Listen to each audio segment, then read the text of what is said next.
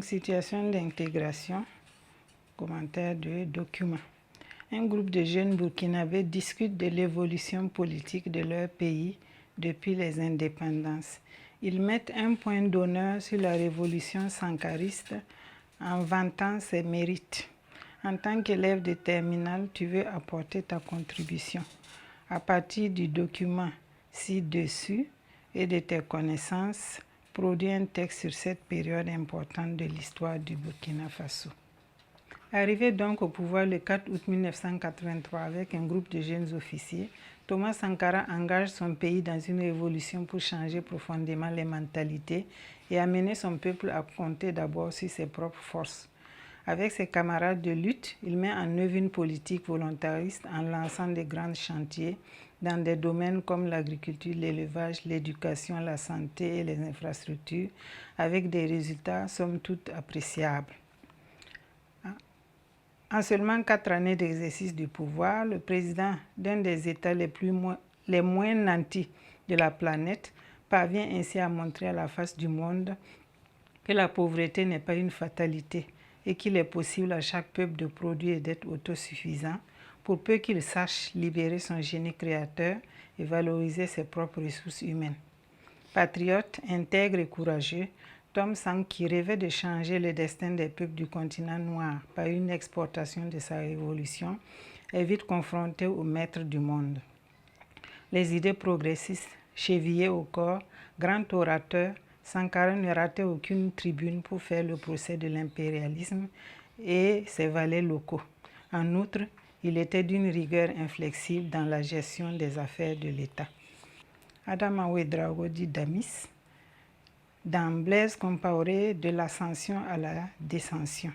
Unitec Burkina Faso 2016, pages 17 à 18.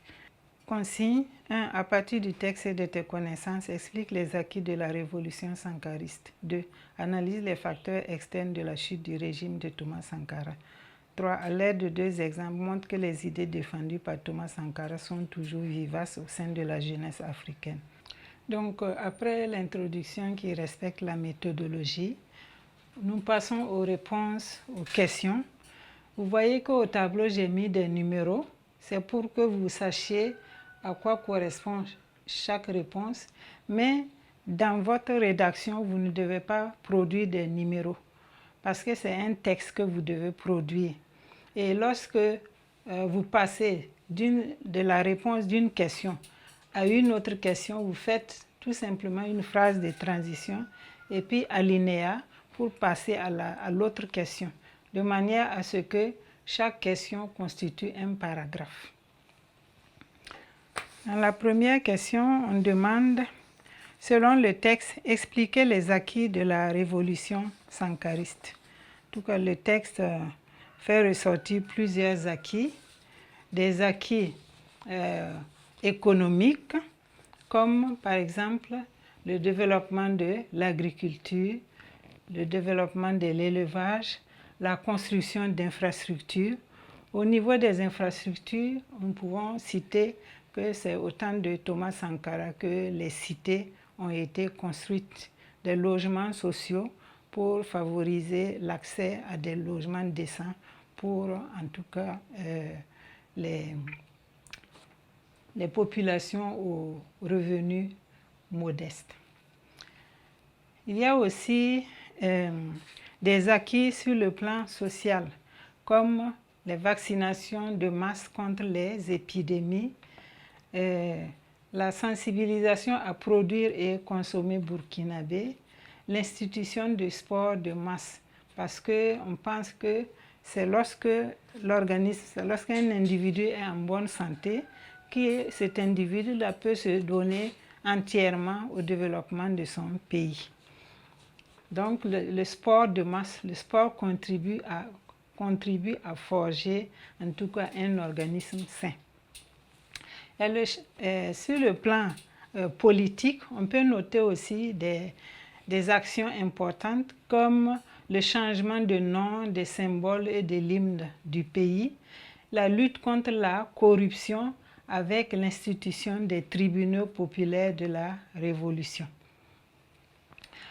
Malgré ces acquis en tout cas très important.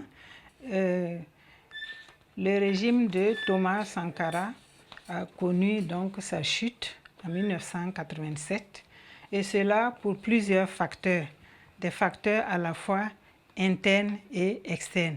Nous allons donc ici analyser les facteurs externes de la chute du régime de Thomas Sankara. Comme facteur externe, nous pouvons d'abord mentionner,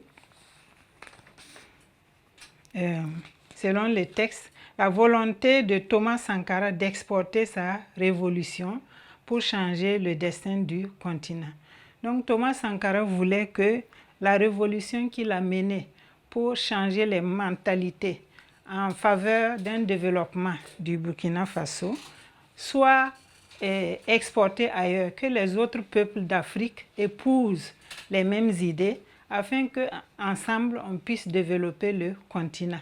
Mais cette façon de voir les choses n'a pas plu à beaucoup de chefs d'État africains. Et donc, il y a eu une opposition ouverte, souvent voilée, mais ouverte pour certains, contre les idées de Thomas Sankara.